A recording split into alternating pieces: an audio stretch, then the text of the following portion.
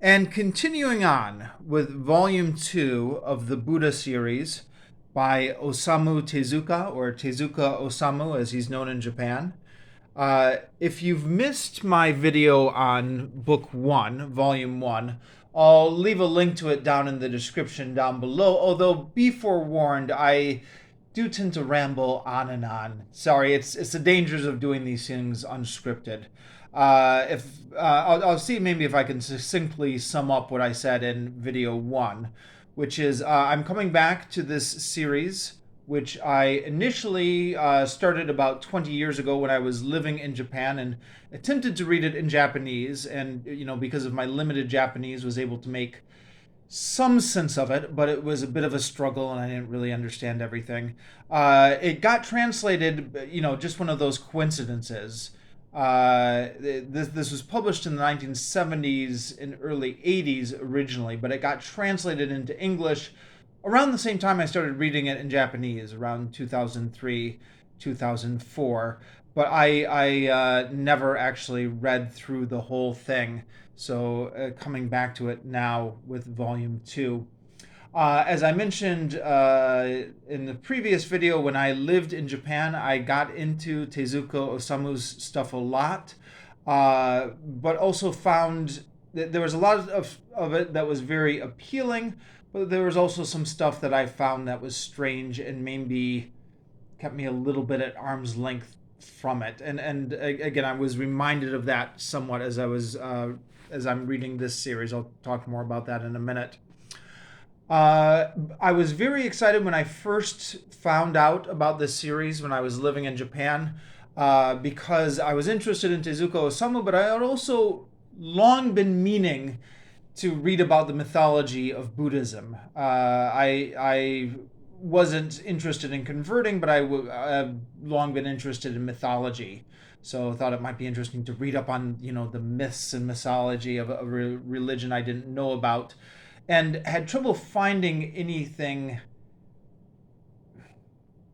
I had trouble finding materials on it. I'm sure it's out there somewhere. If anyone can recommend a title to me, what I was interested in ideally, which was something that would go through the stories of Buddhism in not like a proselytizing way, but just as a way to kind of teach the mythology to somebody who is not a proponent of that religion.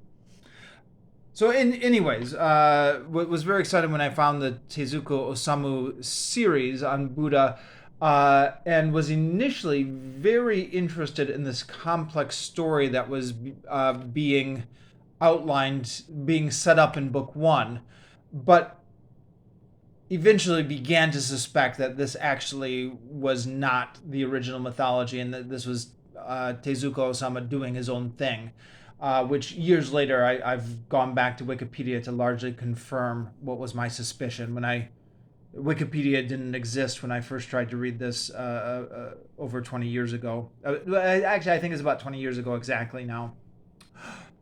Okay, how did I do? That was about 3 minutes and 30 seconds, summing up my previous video, which was 30 minutes long, more than 30 minutes long. Anyways, on to Volume 2. Now, I may have said in the previous video that I did not read Volume 2 when I first tried to read this series 20 years ago. I gave up on it somewhere among Volume 1. But actually, as I was reading this this afternoon, there were passages in here which, as I read them, they were very familiar, and I had memories of having read them once 20 years ago. So obviously I did read some of this at one point.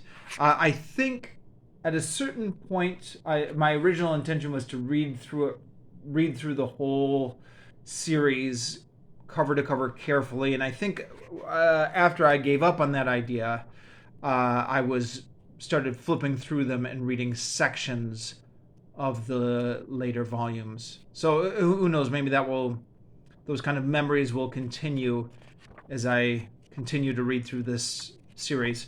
It's one of those things where I couldn't have told you what was in these books, but then once I encountered them, I remembered it. I think we've all had experiences like that at some point, coming back to an old book or movie or something that you read or saw years ago. Anyways, my personal recollections aside, book one, as I talked about in the previous video, started out before the Buddha, and by Buddha I mean Siddhartha, was even born. And it largely concerned characters that,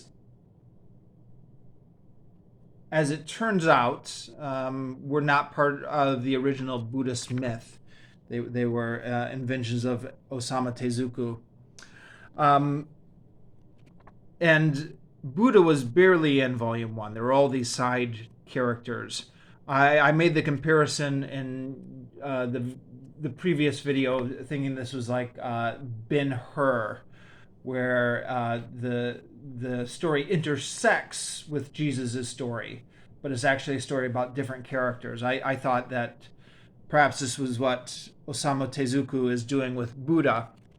And in volume one, that would have been a fair prediction, but volume two is definitely Buddha's story. Some of the characters, some of the characters that we met in volume one show up here again, but they're largely shunted off to the side. There's perhaps a rather abrupt change of focus to Buddha, and I'm assuming that this is going to stay true for the rest of the volumes in this series, where it will continue to be focused on Buddha. Now, as always, as with last time, and as I suspect will be continuing throughout this series, it's a little bit. It's difficult to tell what is actually from the original mythology and what is stuff Tezuka Osamu is adding. And Wikipedia is helping a little bit. I haven't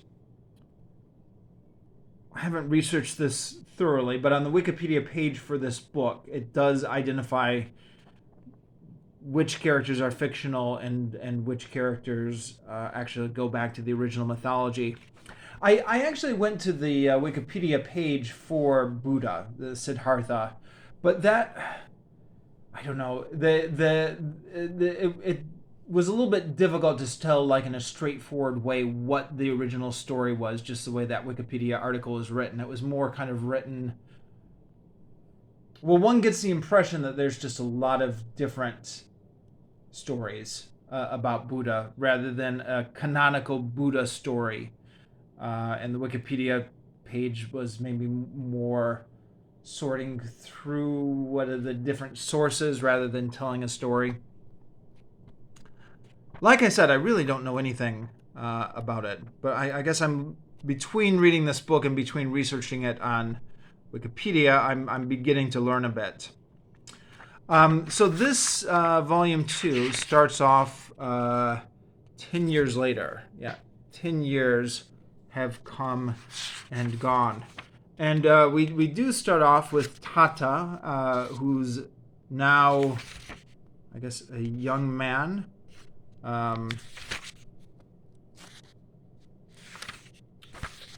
And yeah, Buddha, who is somewhat later in this volume referred to as being 15, but I guess he must start off when he's 10. So it's Buddha's journey. There were a few things here that, well, yeah, let me just go through a few observations.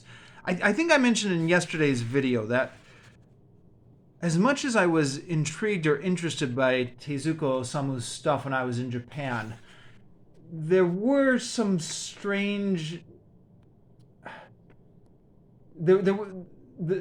his stories could be a little bit strange. They could sometimes take a dark turn for reasons that didn't seem to kind of be fully justified in the narrative. And I don't know, maybe the way stories, the narrative expectations are different in Japan than they are in the West, or who knows.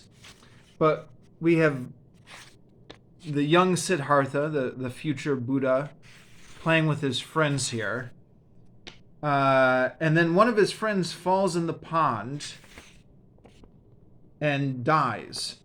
And you're like, okay, well, that's a really dark turn to come out of nowhere. And I get that this is a philosophical point he's making about death and everything like that. But it just these I'm reminded reading this of the Tezuka Osamu comics I used to read 20 years ago in Japan, where these types of things would kind of come out of nowhere, and I feel like I have memories of maybe why I often had trouble sticking through his stories. But yeah, that has a young Buddha set off on a little intellectual journey here to understand what is the meaning of life and why we die. Now, getting back to the original mythology, I had thought, and I could be wrong on this, but I had thought that the story of Buddha was that he was sheltered his whole life from things like death and old age, and then only discovered them one day when his father took him out, when he got out of the palace when he was much older. So this comic, I don't know, was I wrong about that, or are there different versions of the story? I mean, this comic definitely has him grappling with the problems of death. I guess he's supposed to be 10 years old here.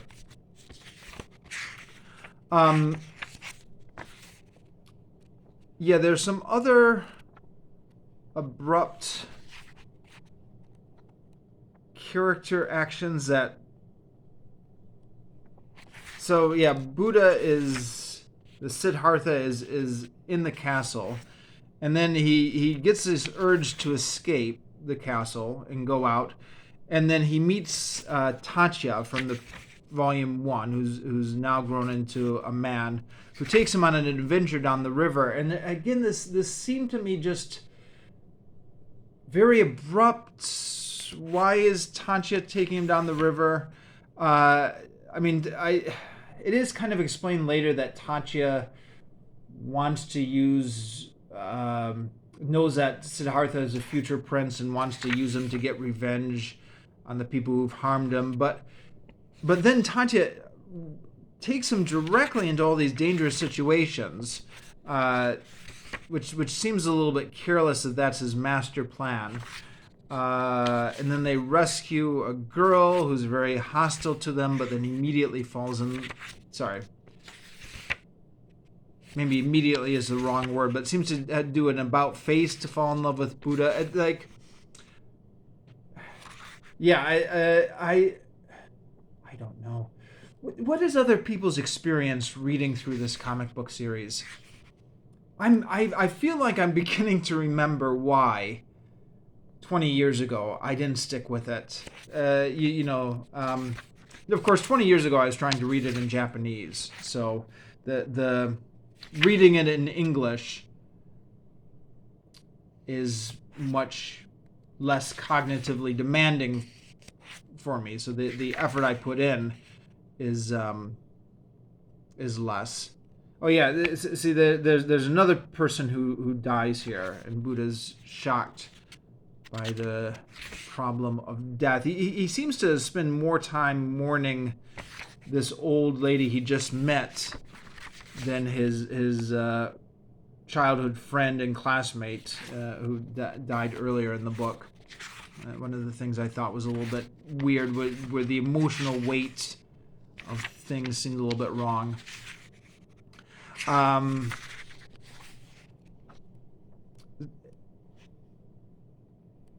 Yeah. And then the Tatya, the character from book 1, is kind of a side character for part of this, but then his story arc drops out a little over halfway through. But I suspect we'll see him again in book 3. So there are some things in here which seem to line up with the original myth.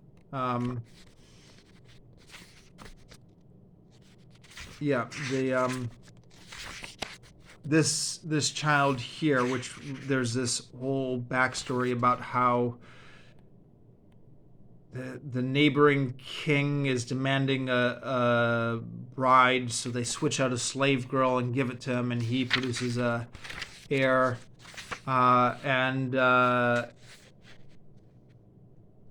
It says, when the prince grows up and he finds out that all of a sudden his mother is not royalty but a slave, grieving, raging, he will hate the Shakya with terrifying intensity, but that has not come to pass.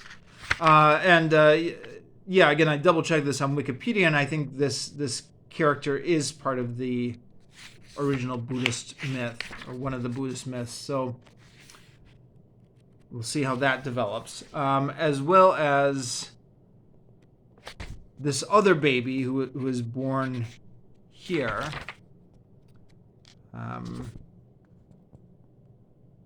Devadatta, son of Bandaka, would meet his father's arch-rival Siddhartha in 20 years' time and cause him terrible misfortune.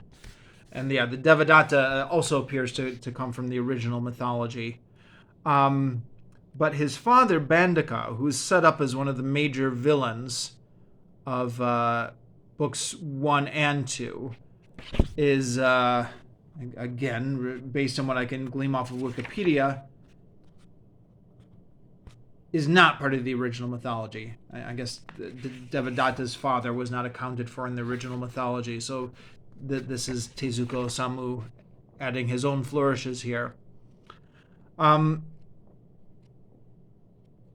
So that part of it is... It's interesting getting these glimpses of things that will get later developed in other books, I'm sure, about what in the mythology. Something that maybe gets a little bit overplayed is the story arc about book 2 is all about Siddhartha rejecting his status as a prince and going off to seek enlightenment. Again, that's the bare bones of the story is something even I was familiar with. I think most people are. How he realized there was suffering in the world, so he wanted to go out. But it is really repetitive. So very early on in the book, he decides that he's going to go out to seek enlightenment. You can see this is on page 289. And then he's arguing with his family, and he's arguing with his family, and he's arguing with his family. Here he is arguing with his father. His father, why must you be that way? And so the whole back and forth where he's saying, I need to go out and seek enlightenment. I don't want to be a prince. And his family doesn't accept that. That really seems to just get repeated over and over and over again for the bulk of this volume.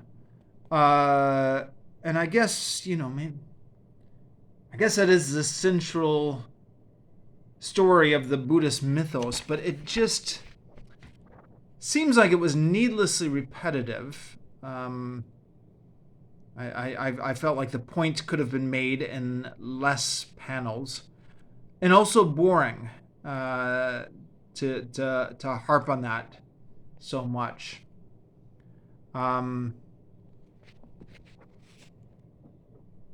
And it was broken up by some action, as you can see in these panels here. But it also you by the end you just wanted to get on with it. You're just like, all right, quit arguing with your family, just go out and seek enlightenment already. um yeah, there's other things here, like his the girl he was in love with getting her eyes burnt out. Again, this is another one of those things where I thought I didn't remember anything from Volume 2, but then I was like, oh, I do remember these scenes. It's classic Tezuka Osamu, where it just seems to get way darker than it needs to be. This was in a lot of his stuff. And I don't know. I'm not saying you can't have heavy stuff happen in a story, but I just sometimes feel like his dark turns, the emotional beats of it just don't make sense within the comic. And yeah, I mean, I think I had mentioned in the previous video that there was, some sexual depictions of women, kind of not an X-rated thing by any means, but hopefully I don't get in trouble for showing this on YouTube. But you can see where this is. It's not quite G, huh? This might be PG, where the bird who is this is a Tatya, who's possessing the body of the bird, which he can do, is ogling the naked women there. Again, I don't want to sound like I'm prudish, but remember that this is a comic book meant to explain the philosophy of Buddhism, which, according to Wikipedia, was often used in Buddhist youth centers to explain how Buddhism works for kids. You wouldn't have that in a comic meant to explain Christianity, right? But I guess, like I said in the previous video, different standards in Japan.